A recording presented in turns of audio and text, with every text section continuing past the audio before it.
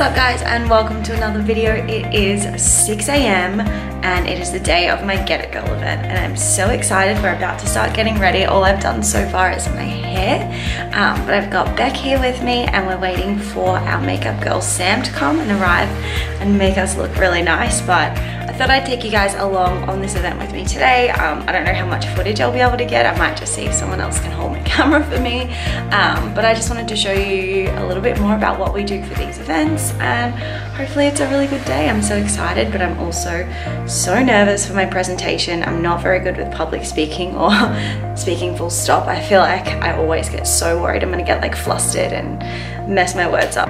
But let's see how we go, and I'm gonna take you with me.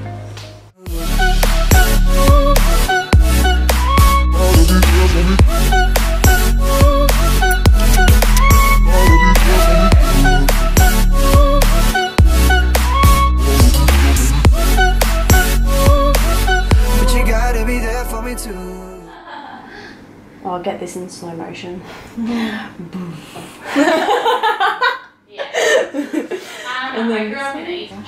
I am all done. Sam did the most amazing job. I went for just like glowy and bronze to go with my tan, my yellow outfit. So now Sam's doing Beck. Beck, give us a wave. So Beck is another one of our guest speakers today. She stayed with me for the weekend. I'm so excited. So I'm about to go and head to the venue and start getting set up while the other girls get everything ready. We are so close. We are here getting set up and I have a helper. Oh my god. Oh, so beautiful. Don't scratch my top. So we are at Burleigh Common. I'm so excited. It's all coming together. Such a cool venue. They're putting up our little wall behind there with our Get It Girl sign, which will be right there. So it's a little bit of a shambles at the moment, but we have about an hour and a half to get everything together. We'll have a whole area. Petra, say hello. Hello. That's the beautiful Petra from Collab Events. So she's my leading lady in this whole adventure. And yeah, we're just gonna set up, get everything happening. We're gonna have all our food in here in this little side kitchen. And the Sunday bar I think will be behind me. I'm gonna get all of that done and then I will show you when people are coming in.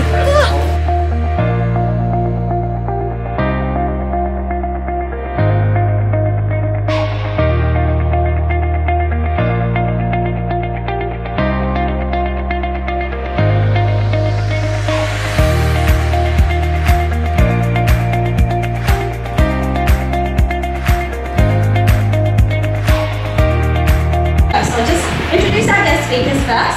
So we have Beth Cameron.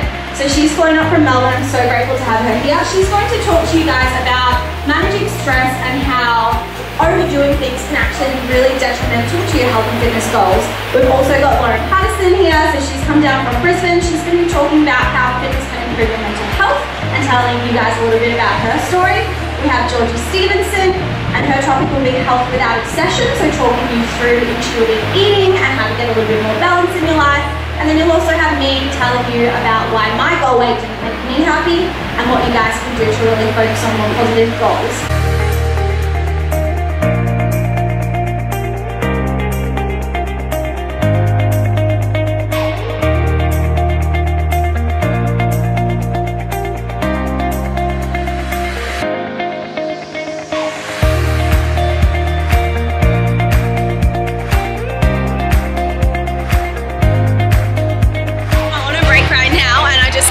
This amazing donut from Donut Empire. It's filled with Filato and it has toppings, and I'm like, how do I eat this? I don't know, but I'm gonna eat it. So, oh, I forgot my cue cards. 1 second. Really? I'm such an awkward human. Okay.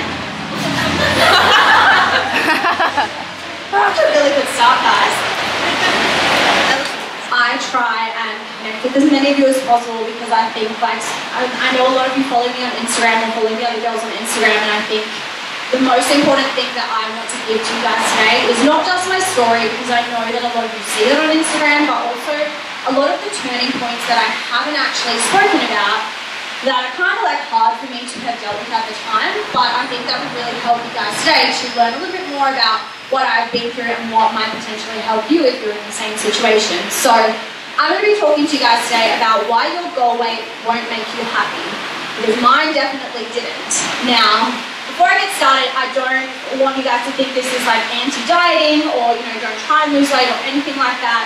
I really just want to focus on how we see our goal weight, because I know that often when we're trying to lose weight, we focus on, when I get to this weight, I'll be happy. Georgie said the same thing, you know, I know so many of us think I'll be more confident, I'll be more popular, people will like me more if I look a certain way. And through my personal experience, that is not the case. So, we're going to do a bit of story time. So, I remember the first time that anyone ever called me fat. And I was 7 years old. And, you know, it was just a little jab. I was a little kid, I was at dance class, playing with the boys after class, and I had this little two-piece on because it was too hot to wear a leotard. And, I mean, I remember the outfit and everything. And one of the boys pointed out my stomach and said, "You're fat." And I was 7. Not only was I like a little insulted, but I was also really confused, because at 7 years old, I didn't know that it should be a bad thing to be fat. You know, I knew that there were skinny people, and I knew that there were people that weren't as skinny. You know, I have eyes, I can see that bodies are different.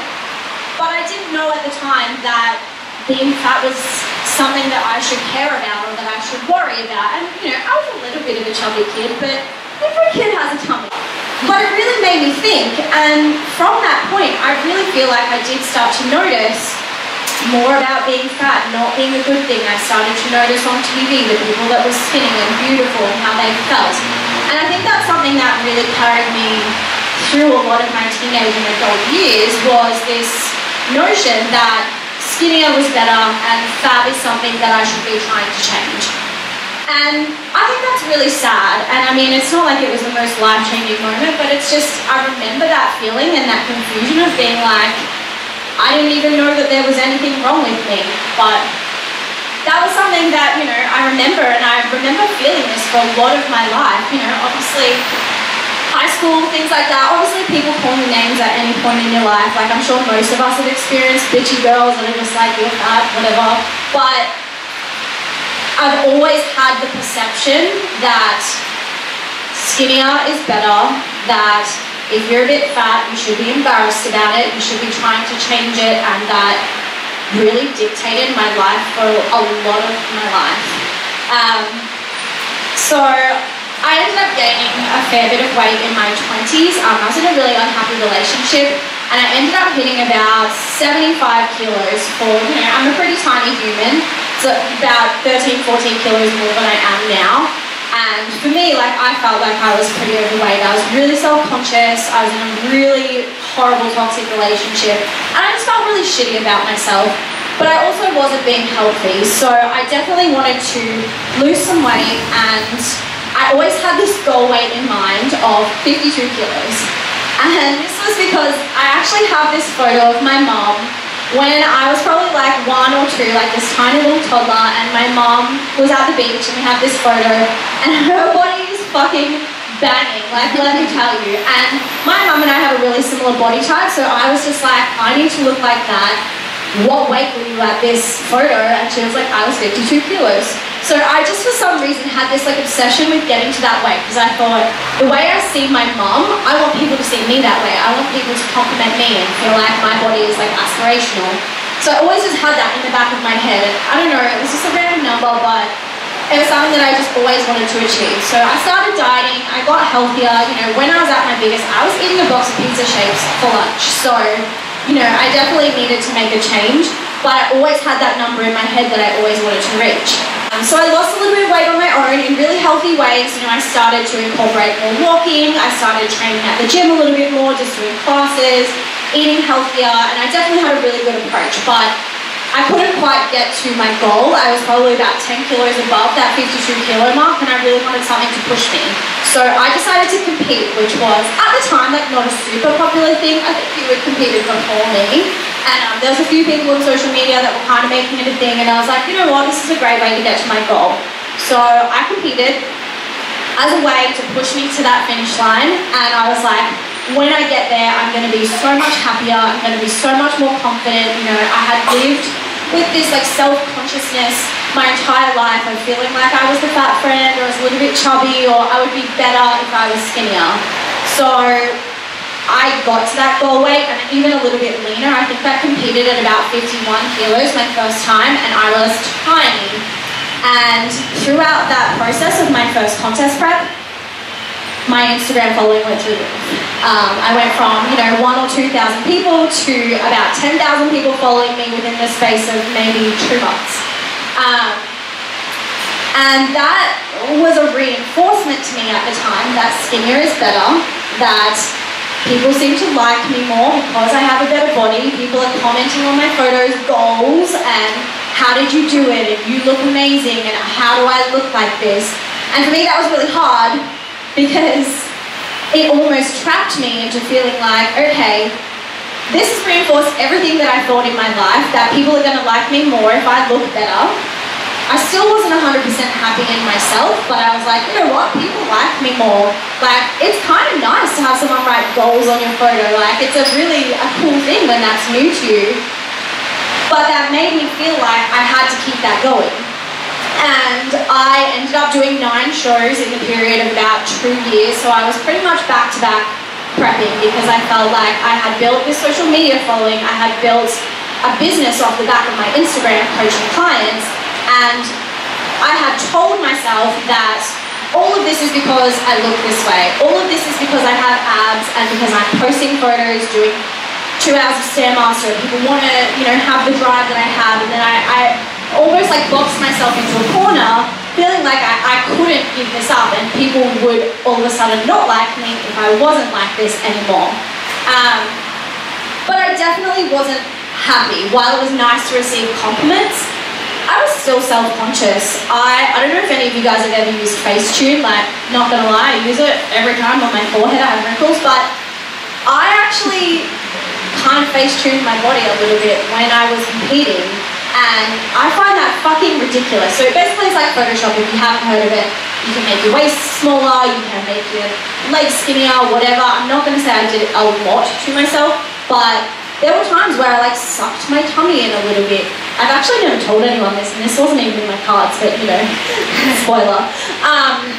But I look back at that time and I'm like, wow, I was so much more self-conscious being skinny, because then it was like an added pressure of people need to see me this way, and people need to, I need the ab photos so I can get on the explore page and get more followers. And it really put me into a negative mindset where I felt like everything of me was just my body, that's all people saw and that's all people liked, and I kind of convinced myself that that was my only option, and now I'm just a body almost, and it kind of made me neglect a lot of other parts of my life. So I was very restrictive during my contest preps, so especially the last few, I was on probably 1,100 calories, 2 hours of Stairmaster a day, plus my weights of 45 minutes to an hour. So about 3 hours of pretty intense training every single day, and not a lot of food. And I was kind of a bitch. I don't know if you guys have ever hardcore dieted before for a prolonged period of time, but you are not any fun to be around.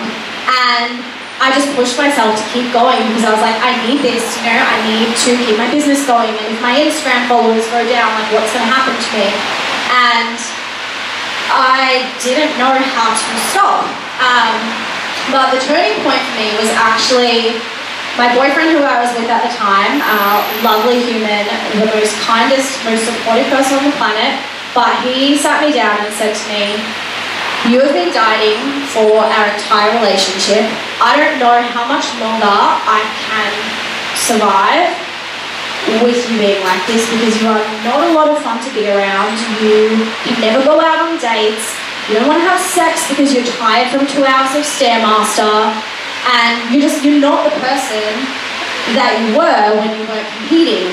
And that really hit home for me, because I thought that everything I was doing was making people like me more, and that was, in a small way making me happy. But realizing that made me sit back and go, hold on, my boyfriend doesn't like me anymore. My friends definitely like me less, because they'd stopped inviting me to drinks and to dinners because I couldn't go, because I was restricting myself from enjoying life because I was obsessed with being lean.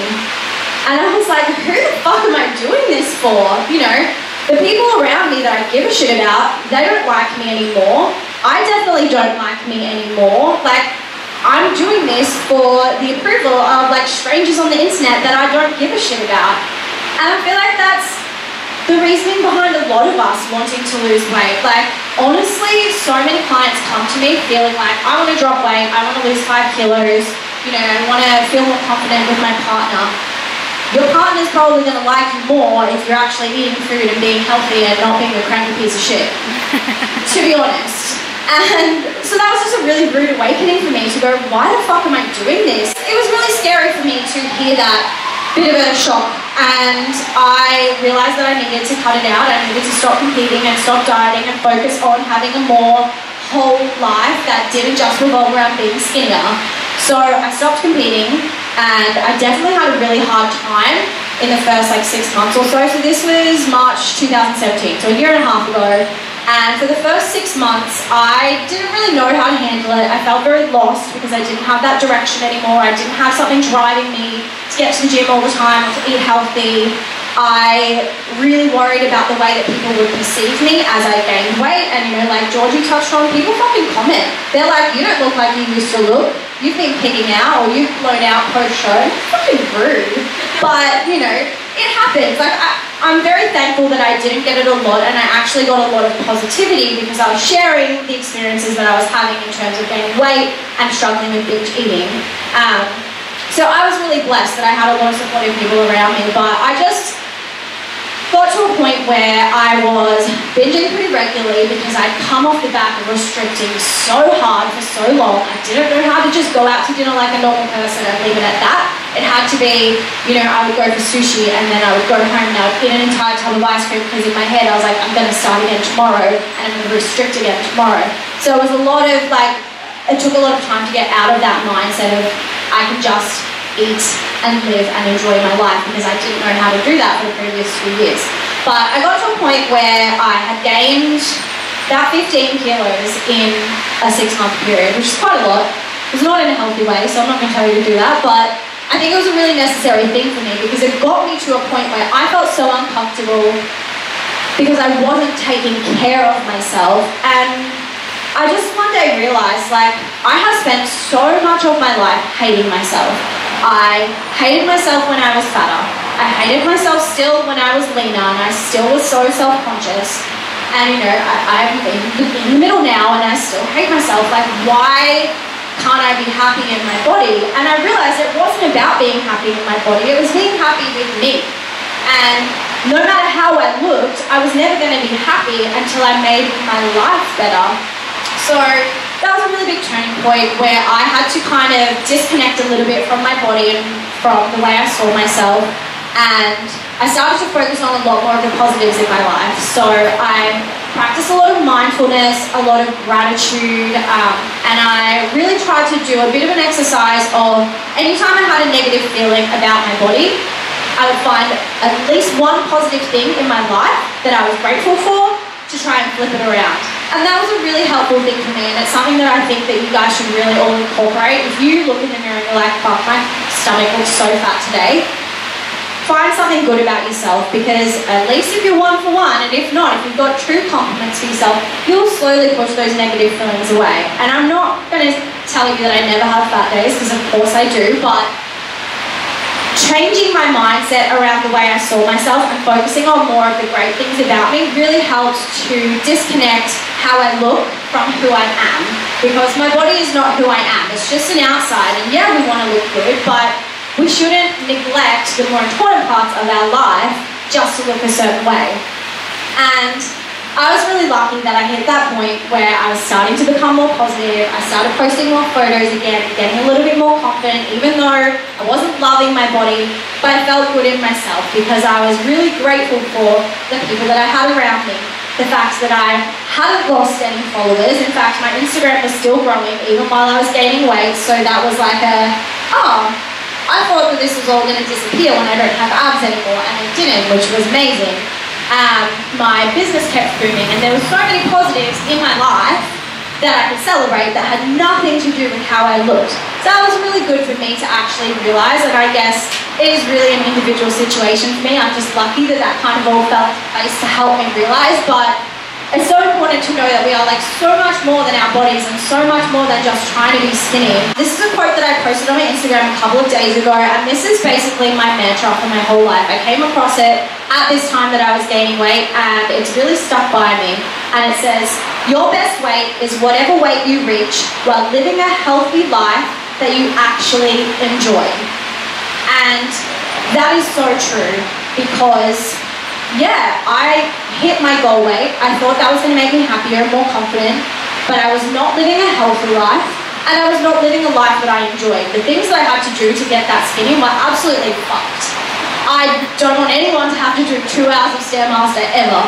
And that quote really resonated with me, because now I try and make sure that anything I do, I focus on having a healthy life that I actually enjoy. So it's perfectly okay to want to lose weight.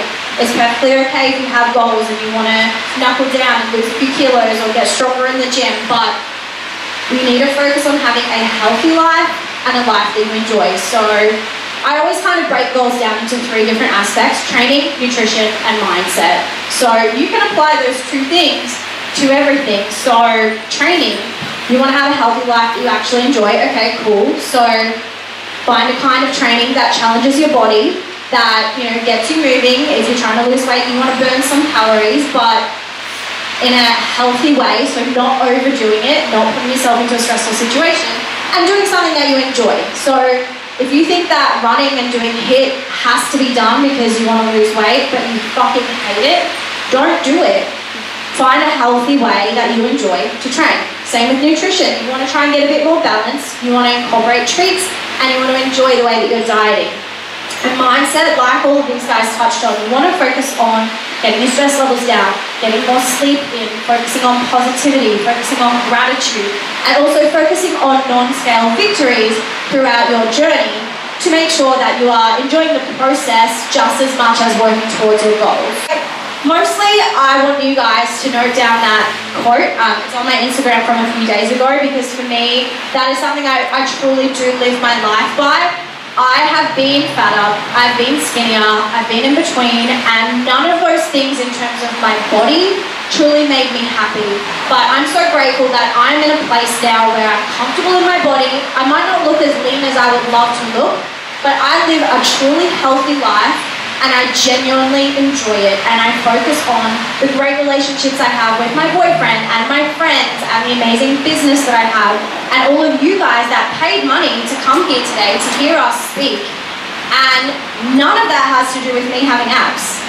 So I'm really, really grateful that I have learned this, and I hope that maybe some small part of this resonated with you guys, but I just want to leave you with that we were not born to spend our lives dieting and to spend our lives hating our bodies. It's okay to want to change and to want to be better, but make sure you are living a healthy life that you genuinely, truly enjoy. That's all. Thank you. Alright, first question. I might give the first one to Georgie. So someone has asked, I'm naturally skinny and I get a lot of judgment or comments on my body.